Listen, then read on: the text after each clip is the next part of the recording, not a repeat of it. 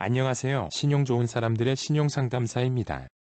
이번 영상에서는 새출발기금 부실 차주와 개인 워크아웃을 고민하고 있는 채무자를 살펴보겠습니다. 신용 좋은 사람들 홈페이지에서 제공하는 무료 채무조정진단 서비스를 통해 재산이 소액이고 채무액이 1억 원으로 고액인 채무자가 새출발기금 부실 차주와 개인 워크아웃 중 어떤 제도를 이용하는 것이 좋은지 비교해 보겠습니다. 기본적으로 새출발기금은 자영업자 전용 채무조정으로 한시적 기간 동안 운영하고 있습니다. 때문에 별도의 조건이 추가로 붙기는 하지만 일반적으로 워크아웃보다는 유리한 경우가 많습니다.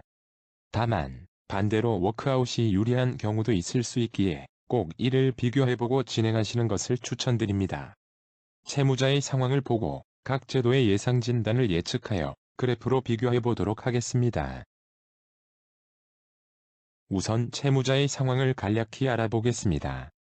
채무자는 대략 3개월 정도 연체 중이며 원금은 9,500만 원이며 이자는 500만 원으로 총 채무는 1억 원입니다. C은행과 D은행 채무는 사업자 대출이며 신용보증기금, 신용보증재단, 기술보증기금, 소상공인진흥원 등 보증기관이 보증하는 사업용 대출입니다. 이러한 사업용 보증대출은 채무조정에 따라 조정 방법이 달라집니다. 워크아웃에서는 보증기관에서 대위 변제를 해야만 채무조정이 가능하여 접수 당시에는 제외됩니다. 반면 새출발기금에서는 대위 변제 없어도 접수가 가능하며 신청 후, 조기 대위 변제 후 조정받게 됩니다. 재산은 사업장 임차보증금 2천만 원이 있습니다.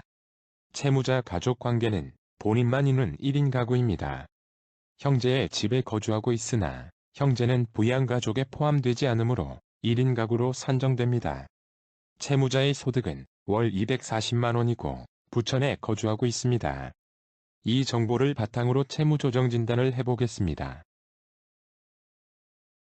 우선 개인 워크아웃 예상 진단을 살펴보겠습니다. 변제 기간이 최장 8년까지 연장될 수 있습니다. 이자 감면의 경우 이자 및 연체이자 모두 전액 감면이 됩니다. 원금 감면을 보면 미상각 채무는 0에서 30%까지 감면이 가능하고 상각 채무에 대해서는 20에서 70%까지 감면이 가능합니다. 채무 상각을 간략히 설명드리면 채권사가 부실 채권을 회계적으로 손실로 처리하는 것을 의미합니다. 일반적으로 연체가 매우 오래되었거나 채무가 다른 채권사로 매각된 후 일정 기간이 지나면 상각 채무로 간주합니다. 채무자는 4개월가량만 연체된 후 신청할 것이므로 모든 채무를 미상각 채무로 간주하여 결과를 산출하였습니다. 또한 사업자 대출인 C은행과 D은행 채무가 4개월 연체로 대위 변제가 되었고 채무에 포함이 되었습니다. 일반적으로 3에서 4개월 연체 시 보증 채무들은 대위 변제가 됩니다. 월 변제액과 변제 기간은 채무자의 총채무, 부양가족, 소득 등을 고려하여 결정이 됩니다. 앞에서 보았듯 본인만 있는 채무자는 1인 생계비를 인정받았습니다. 여기에 추가 생계비를 20만 원 정도 산정받을 수 있습니다. 월 변제액은 소득 240만 원에서 1인 생계비 134만 원과 추가 생계비 20만 원을 차감한 약 87만 원으로 예상되었습니다. 그러나 변제 기간을 조정하는 슬라이드를 움직여 개인 워크아웃 최장 변제 기간인 96개월로 하여도 월 변제액이 대략 94만 원이 됩니다. 즉, 이 경우 추가 생계비를 소액만 인정받고 진행됩니다. 월 약 94만 원을 96개월 변제하며 총 변제액은 9,025만 원이고 채무 감면율은 10%입니다. 다음으로 새출발기금 부실차주 예상진단을 상담인에게 보여드렸습니다. 간략하게 부실차주의 새출발기금 채무조정 내용을 살펴보면 변제 기간이 최장 10년까지 연장될 수 있습니다. 이자 감면의 경우 이자 및 연체이자 모두 전액 감면이 됩니다. 원금 감면을 보면 부채에서 재산을 제외한 순부채에 대해서만 60에서 80%까지 차등 감면이 됩니다. 즉, 재산이 채무보다 많다면 원금 감면이 될 수 없다는 점은 유의하셔야 하겠습니다. 예상 진단에는 원금 감면율을 70%로 가정하였고 상환 기간을 120개월로 선택하였습니다. 감면액 부분부터 살펴보겠습니다. 우선 부채 원금에서 재산을 차감한 순부채액을 계산해야 합니다. 상담인의 무담보 채무 원금은 9,500만 원입니다. 재산은 앞에서 보았듯 사업장 보증금 2천만 원으로 평가됩니다. 따라서 순부채액은 7,500만 원이 됩니다. 순부채의 감면 비율 70%를 적용하면 원금 감면액은 5,250만 원이 됩니다.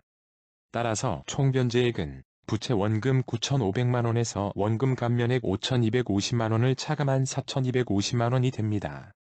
변제 기간은 120개월로 선택하였기 때문에 월 변제액은 약 35만 원이 됩니다. 총 채무액 1억 원 기준으로 채무 감면율은 약 57.5%가 됩니다. 월 변제액과 변제 기간 그리고 총 변제액을 그래프로 비교해 보겠습니다. 새 출발 기금은 월 변제액이 35만 원이지만 개인 워크아웃은 94만 원으로 월 변제액 부담은 2배 이상 개인 워크아웃이 높습니다. 이는 채무 감면이 새 출발 기금이 더 되었으며 변제 기간도 더 길기 때문입니다. 변제 기간은 새 출발 기금은 120개월, 개인 워크아웃은 96개월입니다. 총 변제액은 2배가 약간 넘게 개인 워크아웃이 많습니다.